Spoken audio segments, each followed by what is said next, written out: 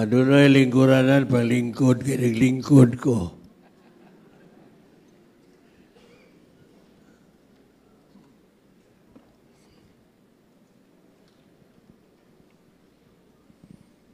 Usa ka adlaw niya na dunay ni duol kang Isus na pakitabang. Doon na sila kay igsoong lalaki. Ug ningon ang ni duol kang Isus, magtutudlo, sultihi ang akong igsoon, bahinan ang takon niya sa irinsya, gikan sa mong amahan. Tell my brother to give me share of the inheritance. Nindot yun ang request. Justice. Nindot yun ang request kay human right yun na. Pero kung sa may tubag ni Jesus, who gave me authority aron makabuhat ko maayo diha nimo? Who give me the authority to do good to you? Sa atong service, sa atong life, kinanglan kibaw kita kinsa naghatag na itong authority. Mingon ta ang mga tao, oo. Pero mingon po sila, Vox Populi, Vox Dei. Ang tingog sa katauhan, kay tingog mo na sa Ginoo. Mo lagi na, kinanglan, ilasa ka, na si Kristo anak sa Ginoo. You have to recognize Him that He has the power to grant your request because He is the Son of God. Kaya usara mo, duol ta sa Ginoo, mura lang siya kuhan, kanang ato bitaw sulugoon, gaya kong tubig, dayon. Di ko rin kong kutsara, dayon. Di ba yan na? So, in our life, kung wa kay Ginoo, lahi ginimusod. Lahi ang mutulo na ito. It could be our pride. It could be our secret plans. It could be greed, avarice, happening.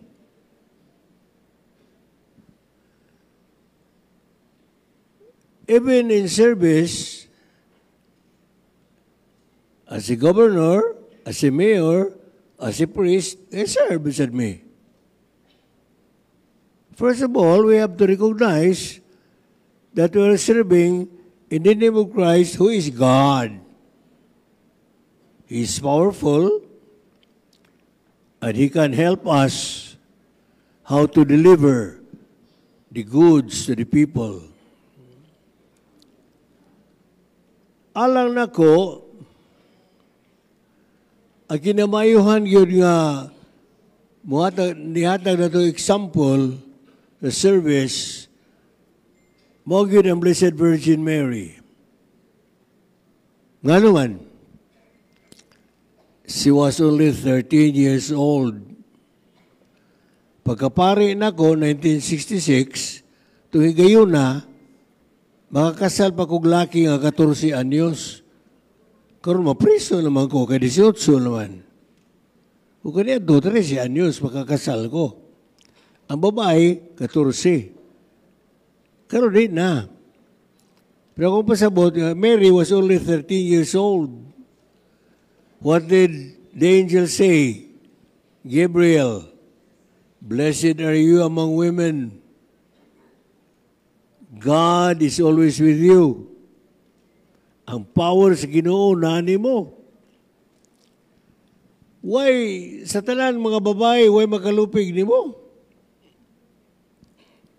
Pero pag-ingon sa anghel, ninumdum ka sa mga gagaw si Isabel, ngangingon di na mga anak, kay landay na, 65 years, 60 years?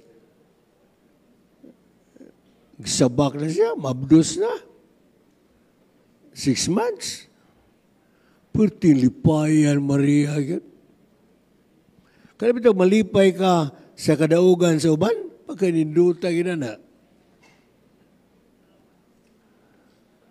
Kaya sa aira ba, ato silingan, nakapasar sa kuwan, lisod ko ng logod. Mingon nita, nakapalit og kuwan, nakapalit og leakage. Naging rason gina yun. Mayo kahit na, wapag kami tabo na. Andam na tanan ng daan. Pero sa Maria, paingon sa anghel, ang imo igagaw nga si Isabel, katong gingon nga di na mga anak, nagsabak. Unong kabulan. Lipay ang yung Maria. Blessed among women, pero pagkadungog niya nga si Isabel was chosen by God, she prepared herself. Paglakaw sa anghel, ni-prepare herself man siya. Prepared herself. Mentally, physically, psychologically, yung i-prepare yung kagalingon.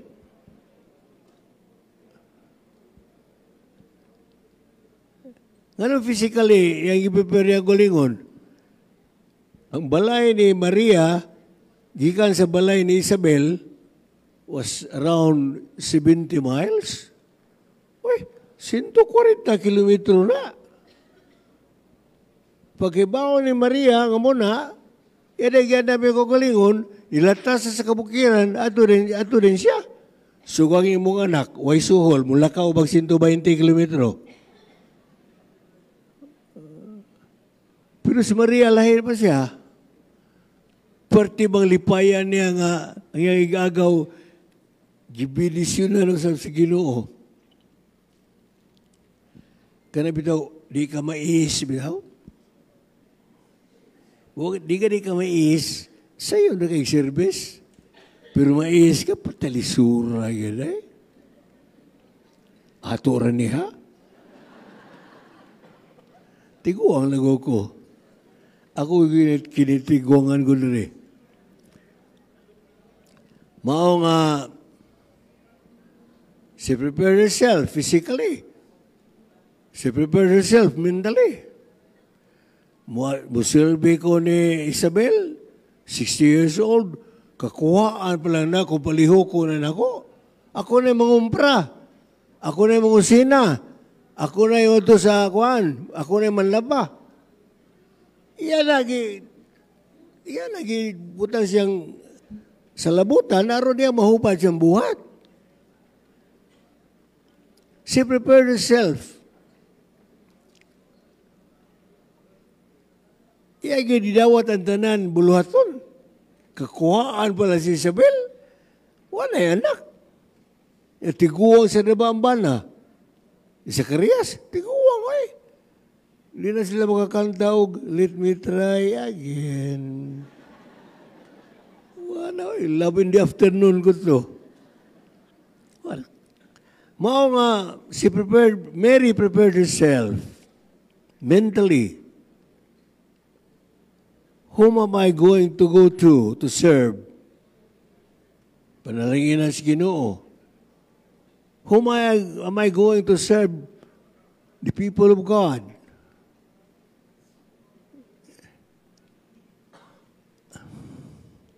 Katawhan man ni anak man ni si Ginoo. Ako ning pangwartahan. Di ka ko gabaan si Ginoo. Yapil sila diri, oy. Kaya kanandi adi, manaog mo na sa kasing-kasing. Nagikas kasing-kasing, mabuhat na nimo. Prepare yourself. Mao pag-ingon ni Isabel, nga man, nga ang inahan sa akong Ginoo, mo ba ni duol na ko? Ako pa kayo tayo duol niya? O kung sa gingon ni Maria, let it be. You know why? People will call me blessed. Why? Because He had prepared this for me. Ang all praises at niya, dili nako.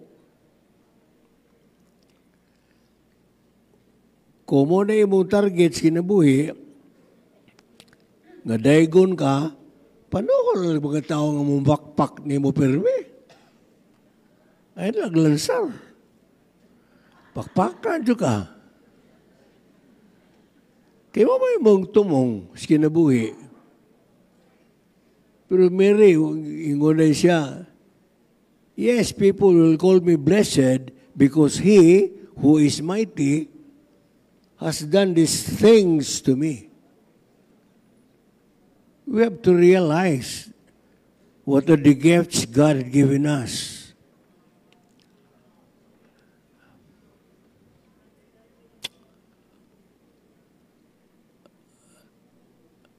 Dugay-dugay na mahugos kalibutan, God. Kaniya to tinamod ta sa Asia. Karon tinamay ta sa Asia. First travel na ko kaniya to. Kaya nasakit mo ko sa seminaryo. Pagawas na ko, mo iskala mo kag Hong Kong. Nangayo na ko ang kan, akong gitipan og 10 pesos. Isa di man $, ko, 10 pesos na. So, lipay agad niya. Ang 10 pesos, kidako na kayo na kaniadto nila. Niligid ang panahon, kita na niya sa ubos. Sila na niya sa taas. Ano na? Ambot lang. Ambot lang. Naitabo nga na mo kong obispo sa Iligan. So dito na ko, gitawag ko sa obispo din ni Cebu, nga wasay kauban seminar mi Sri Lanka. Niuban ko. Pagkakabus yun sa Sri Lanka. Kabus yung kayo. Karoon ng Pilipino na mo adto, mo trabaho. As ka ni malasa. What went wrong? What went wrong?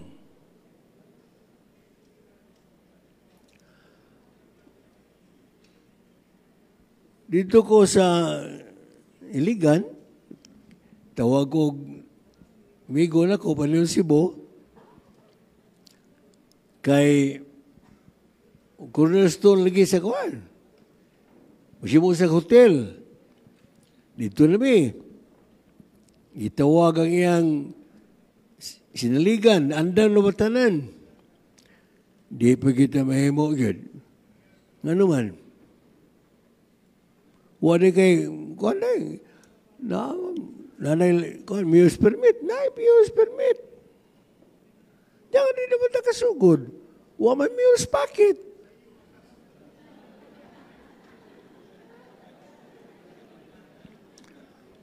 Wakong nga na, illustration na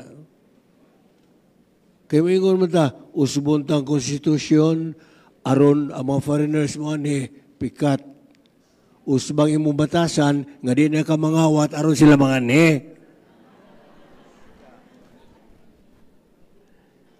Ang konstitusyon may usbon ni noon, di malasa na to ani ha. Sige lang tagbagong institusyon, sige pangawat.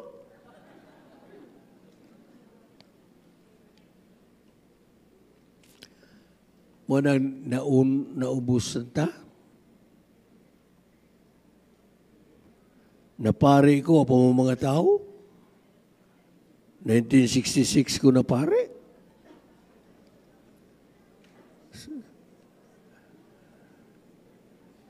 Ang atong mga driver nito din after the war, atong driver, Indian.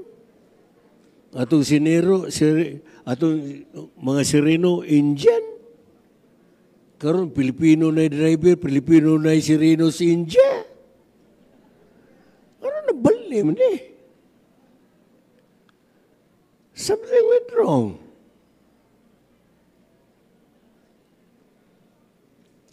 Doon ako'y panday. Nagtrabaho siya, driver, kaniadto, Yolanda.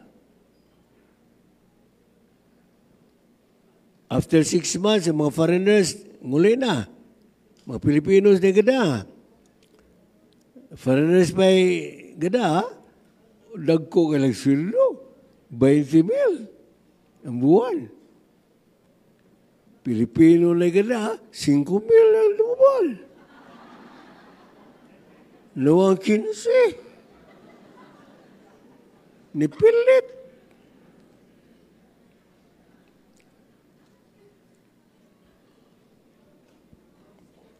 What a challenge. First, we have to recognize Christ is God. Because He is God and we are His disciples, we have to follow Him. We have to follow Him. Kana bitaw mo yun, abiliban ni Obispo, buutan kayo, saboy, nag-uban-uban ka na kawaman. Yabo lang ko. Ya paningwal sa imo. Pero day-day gida ka na ko, na, ni Moriato. Sulan tan lang ka. Ayaw. Mga early morning, salamat na sa Ginoo. Before we retire at night, we go into ourselves, then we ask from God nga, nasayop na, itao raman ta. Kay tao man ta, gikan sa yuta, maibog itang butang yuta noon. Hanggang, maibog kag Diyos noon, butang ako pa na kita. So we have to discipline ourselves. First, be man before you become a saint. You have to recognize that you are a man. Na kay dreams, pero na sa kay weaknesses. Diretso magkagsantos na yun, dakin asong ka, ay yaw. Paninguhan yun. Pero like the gospel said, we have to listen. That Christ is calling us to follow Him. Remember, the world will hate you. The world will despise you. Why? Because you are my disciple. Kana yan. Because you are my disciple. That's why the world will hate you. So, mga igsoon, di aman ta din di nguha ta, si Pam atong gobernador, panalanginan sa Ginoo, nga maayo ang iyang mayo iyang dagan. Lagi, pero ang naglibot, mayo sa ka. Wakay secret nga mga wakay mga secret nga ano ba?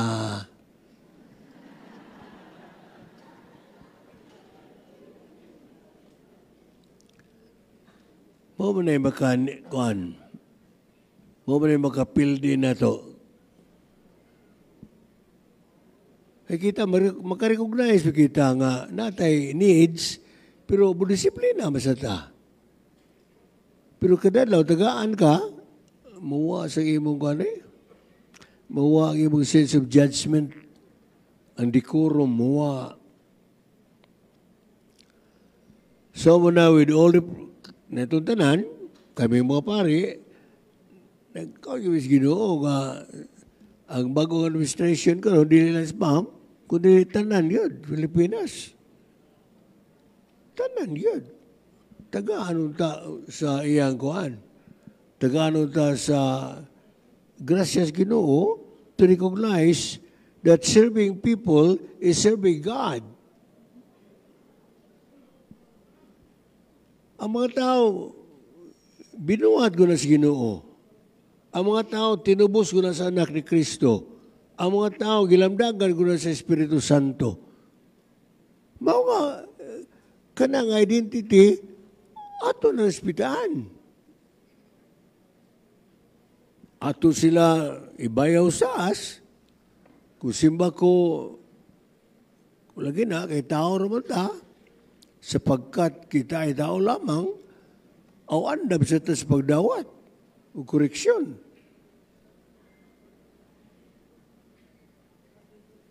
Labo sa tanan mo dawat nga doon ay power labaw na to. Nga doon ay power nga maka-change na to. Nga doon ay power nga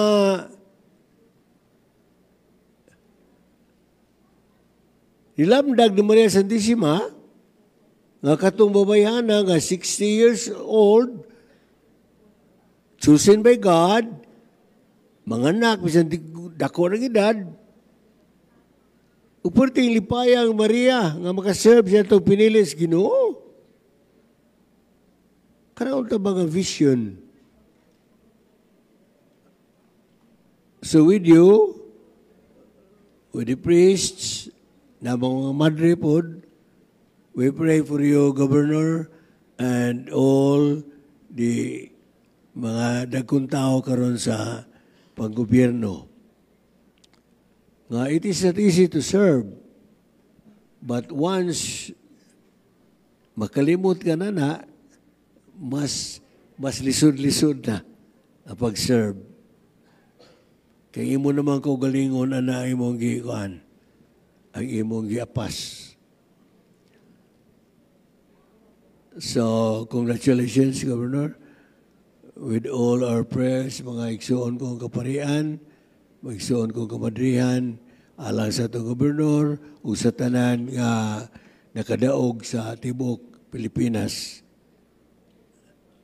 Amen. Manindog na,